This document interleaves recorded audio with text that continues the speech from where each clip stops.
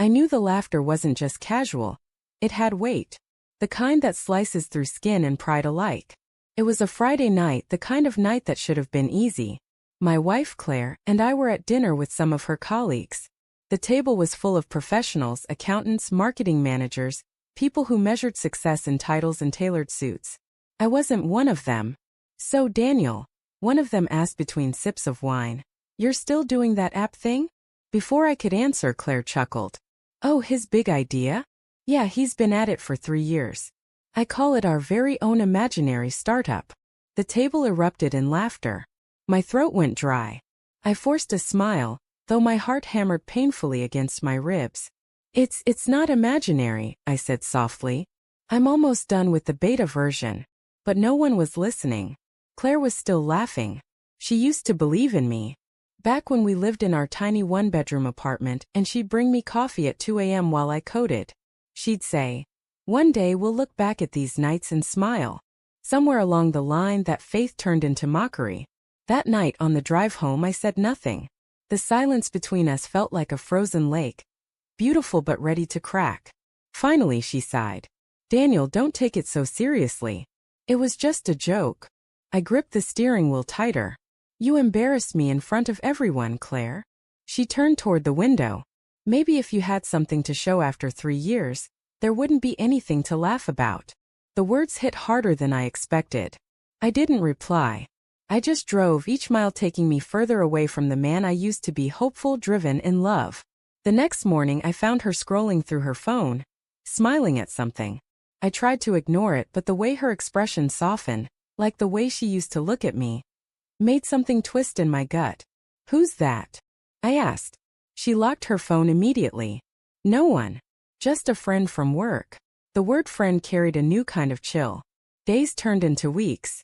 Claire became distant, her laughter now reserved for her phone. We ate dinners in silence, our conversations limited to bills and groceries. One night I came home early from the co-working space. The lights were dim, her phone buzzed on the counter, and a message preview flashed. "Can't wait to see you again tonight, Redheart, Brian." My heart stopped. Brian, her boss. I stared at the message for what felt like an eternity before placing the phone back exactly where it was. My hands trembled, not from anger yet, but from disbelief. When she came home later, smelling faintly of cologne that wasn't mine, I asked her how work was. She smiled and said, "Busy but good." I smiled back. "That's nice." That night I didn't sleep. I opened my laptop and stared at the app I'd been building for years. The project that she mocked, that everyone dismissed. Something inside me shifted. Maybe I couldn't fix her betrayal, but I could control my success. For the next 6 months I worked in silence. Every ounce of heartbreak became fuel. Every memory of her laughter at my expense hardened into focus. I slept 3 hours a night, ate whatever I could afford, sold my car for server costs. Then one morning it happened. A small tech blog picked up my app. A week later a venture firm called. They loved the concept. Within a month, I signed a deal worth more money than I'd ever seen in my life. My app, Connective, a simple platform for small businesses, was suddenly everywhere. And just like that, I was no longer the man people laughed at. Claire found out through Facebook. She called me that same evening. "Daniel." Her voice was soft, hesitant. "I saw the news. Congratulations. I always knew you'd make it." I almost laughed. "Did you?" She went quiet. "Can we talk? Please. Maybe dinner like old times." Old times.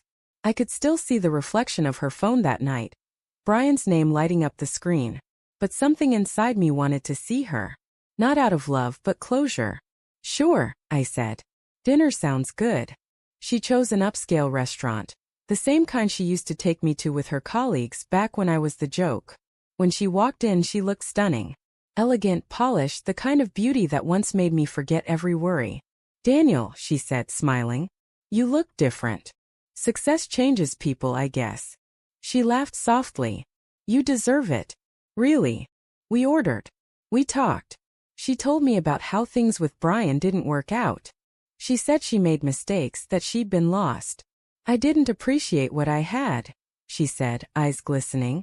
"You were trying to build something for us and I mocked you. I was stupid." Her hand reached across the table. Can we start over? For a moment I just looked at her. The same eyes that once looked at me with love, then with pity, now with longing. I'm not angry anymore, I said quietly.